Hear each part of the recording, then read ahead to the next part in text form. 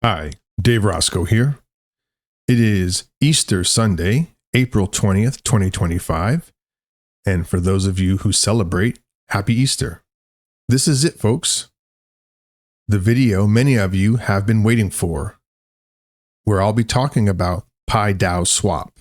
I promised this a while back, and I've gone through the white paper, and we'll go through it again together. I will provide somewhat simplified explanations of some of the concepts. Not everybody will understand what I'm talking about, but there's really no way to make this simple to understand by everybody without a multi-hour or multi-part video series. As it is, this is a long video. Maybe if this were my full-time occupation, I could do something that would satisfy everybody, but I can't. Hopefully it's good enough to encourage individual exploration and learning. I'm not going to provide any metrics or anything like that today. There's not much going on, so I just want to go right into the topic of today's video. This is the PiDaoSwap white paper, and it says at the top, Redefining DeFi on Pi Network. PiDaoSwap is pioneering the first fully decentralized, community-governed exchange in the Pi ecosystem, combining advanced trading features with true on-chain governance and multi-chain interoperability. So the first thing I want to talk about is, what does it mean to be on-chain?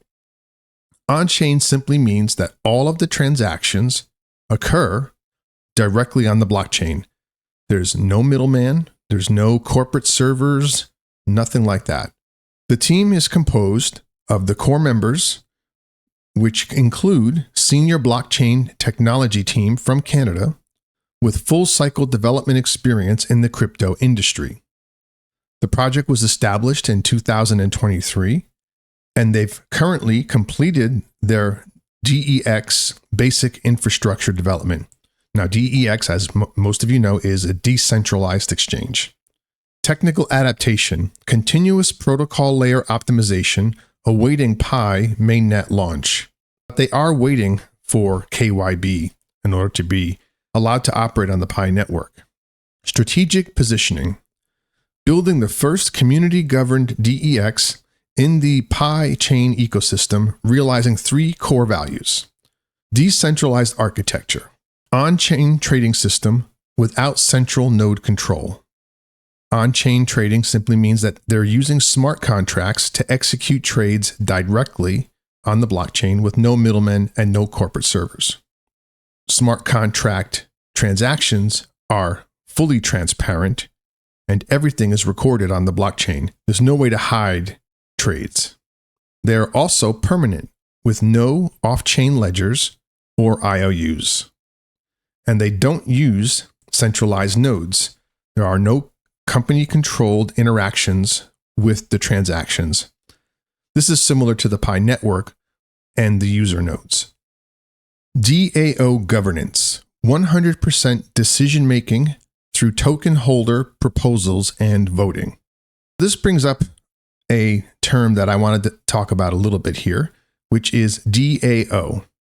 DAO is a decentralized autonomous organization. It is encoded in smart contracts on the blockchain, and the rules are written on-chain with immutable smart contracts. Token-based membership in the form of the PiDAO NFT grants participation rights in governance activities.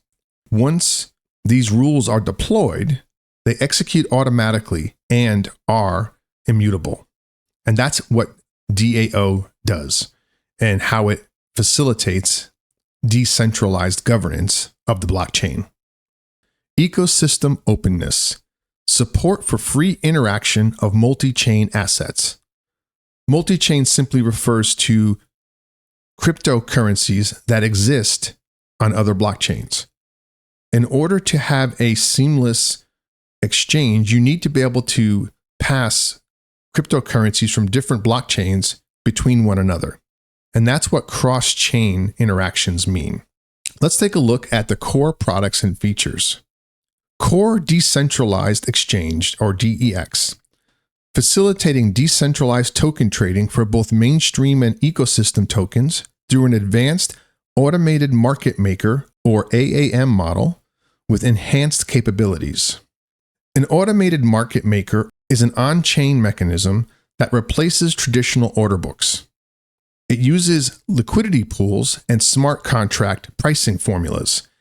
Instead of matching orders, you deposit tokens into a pool, which earns you a share of the fees that are generated by the transactions in exchange for participating.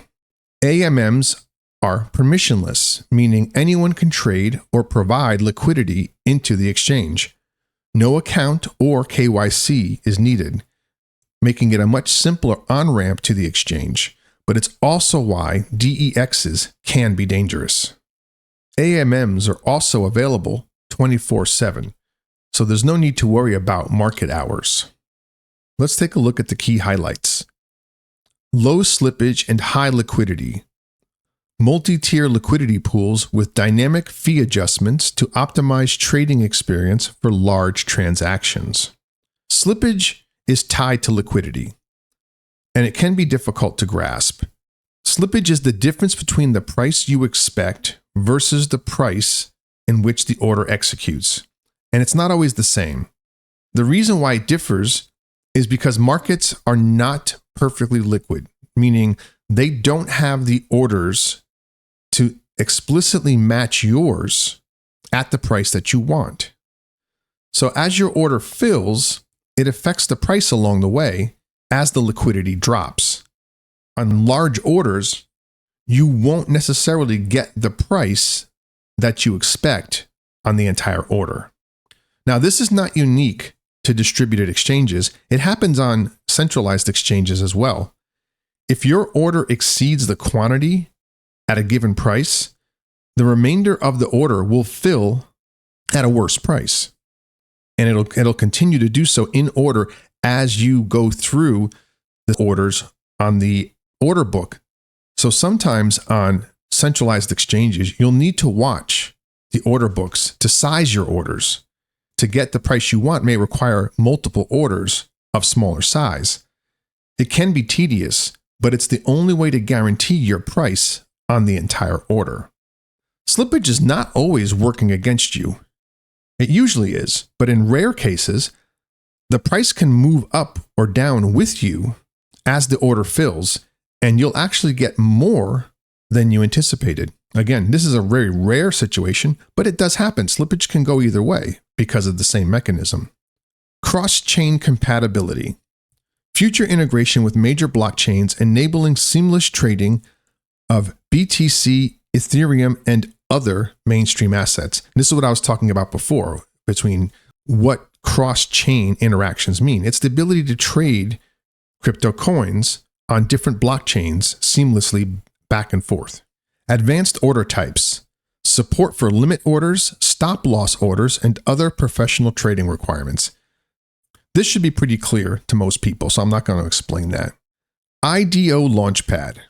A premier incubator for high-quality project launches in the Pi Network ecosystem, facilitating for fair token distribution and project discovery. Just the one thing to clear up, when we mention projects, we're talking about launching new tokens most of the time. Now, what is an IDO? An IDO is an initial DEX offering, and this is how new projects are launched. Unlike or ICOs or anything like that, there's no off-chain fundraising. In other words, there's no outside money purchasing these tokens as part of the fundraising. Instead, we leverage on-chain liquidity using smart contracts. So what a new project will do is they'll create a liquidity pool, which is just a bucket of tokens that are tied to a base asset and put into this bucket specifically for this project. That's a liquidity pool. Now, when I say that the tokens are paired to a base asset, it's a base asset that has known value. You can't just create a token and create a project that doesn't have any value at all. That's not what this is about. For an example, you would use the Pi token paired with USDT, you would stake USDT in the form of a paired contribution to a liquidity pool. And that raises money for the token. And in exchange, you get the token. And this token is offered for early sale via a whitelist or early community presale. And sometimes it's done as a public auction. We'll talk a little bit about liquidity pools because it sounds like you're just kind of throwing money in and not getting anything out of it. There are incentives to participating in liquidity pools, especially with decentralized exchanges, and we'll cover that a little bit. Once the sale ends, the new asset is free to be traded immediately on the open market. Now, there's a lot more nuances to this, but I just wanted to provide some broad strokes on what an IDO is. The participation mechanisms for launching IDOs on PiDaoSwap include community whitelist. A community whitelist is a pre-approved list of participants that meet certain criteria. That could be geographical location or some other criteria that's defined by the project. And it allows priority or guaranteed access to purchasing these tokens. It helps to avoid what's known as front running. When a new token launches, a common problem is for whales or institutions to set up bots that will go in there and gobble up all of the pre-sales in order to have a leg up when the coin goes live.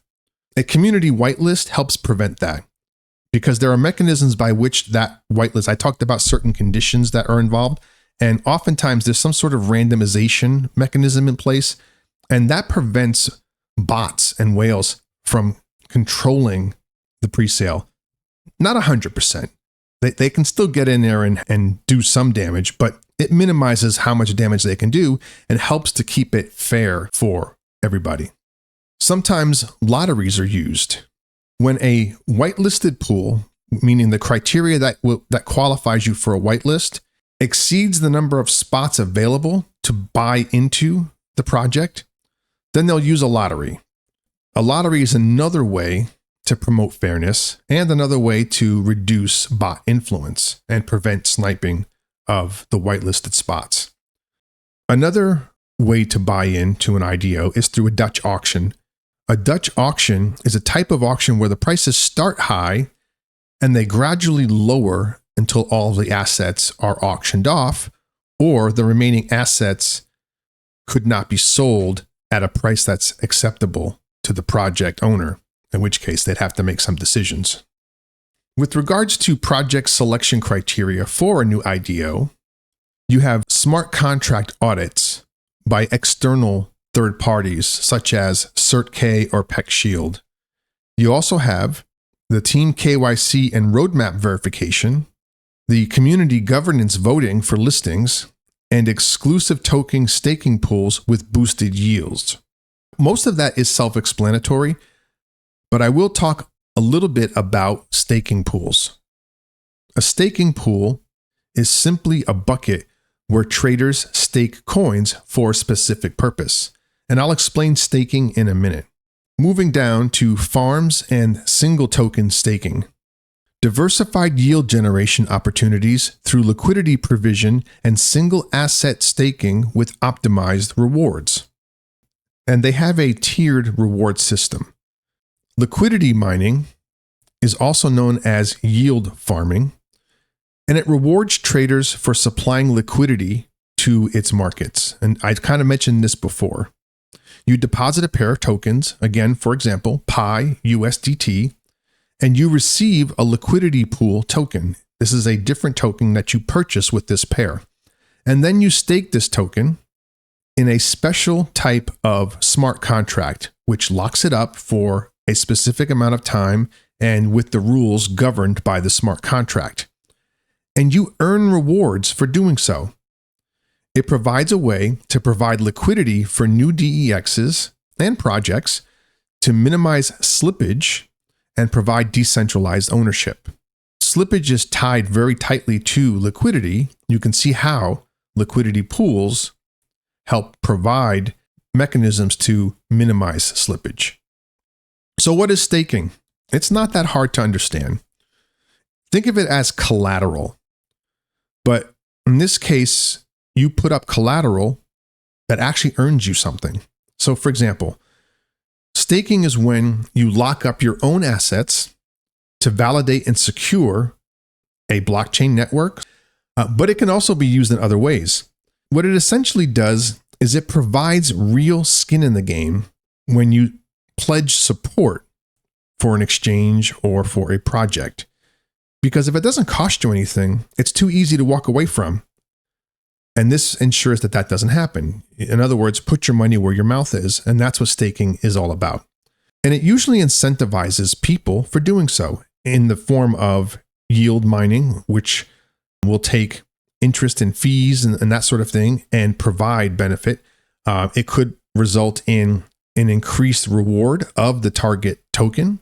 There's all kinds of ways that incentives can be rolled out, but staking is usually done with an incentive in mind.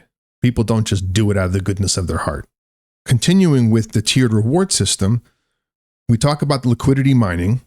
Provide LP, which is liquidity pool, for BTC ETH trading pairs for maximum APY. Real-time compounding with auto reinvest functionality. In other words, you earn interest on your staking and it's folded back into the project. Boosted rewards for long-term liquidity providers. In other words, the longer you stake, the more you make. And then single token staking. This is flexible staking of PiDAO and partner tokens. Tiered APY based on lock periods of 7 to 60 days. I don't know if that's the only options, but that's what's listed here.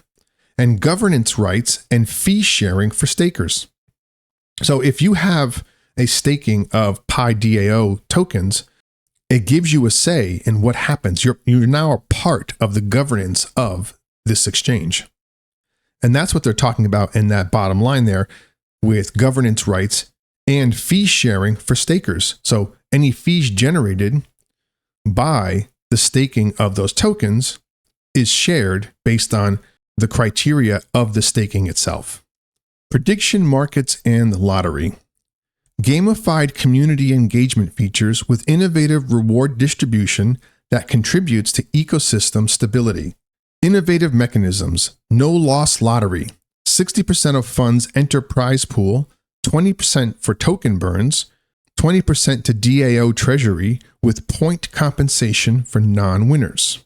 Multi-tier prize pools, daily quick draws, $1,000 scale, weekly super pools, $50,000 scale, requires platform token holdings. In this case, it would be the PiDAO token. Social virality. Friends receive 10% of winners' prize pools with automatic community broadcasts for significant wins. Now let's break down some of the terms that are used here. What is a no-loss lottery?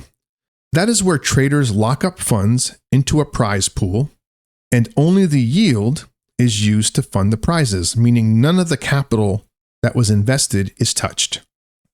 For example, you deposit tokens into a lottery. The protocol lends or stakes those tokens to earn fees, and those fees are used to fund prizes, not your base token. Your initial investment is never touched, and winners are drawn and prizes are awarded. The original investment is unlocked and returned to you, regardless of whether you won or lost any of the prizes. The DAO governance framework, core governance module that returns true decision-making power to the community through transparent on-chain voting. On-chain governance infrastructure, proposal types, economic parameter adjustments such as fees and staking rules, token listing votes and project incubation decisions, platform feature upgrades, including blockchain support. Governance process, stake PiDAO to initiate proposals. Again, that is their governance token. So if you want to participate in the governance, you have to own these tokens, and how many you own determines how much power you have in the governance process.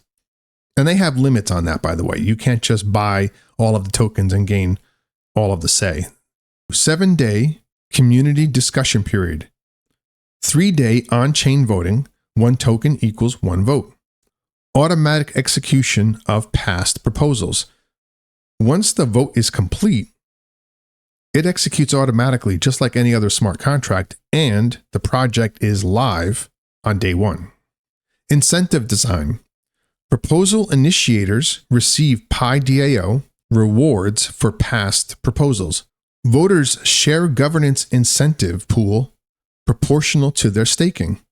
Innovative proposal mining incentivizes active governance. Real-time, transparent, and auditable governance metrics. The whole nature of a distributed exchange and smart contracts is that everything happens on-chain, so it is by definition transparent and auditable by third parties. And finally, the community NFT ecosystem. Before I get into that, let me explain a little bit what an NFT is. An NFT stands for non-fungible token.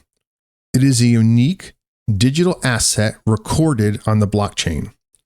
It carries a unique identifier and metadata, making it one of a kind. Think of it like a collectible, whether that be art or antiques or baseball cards. It provides a mechanism for showing ownership and authenticity, information that makes it unique on the blockchain.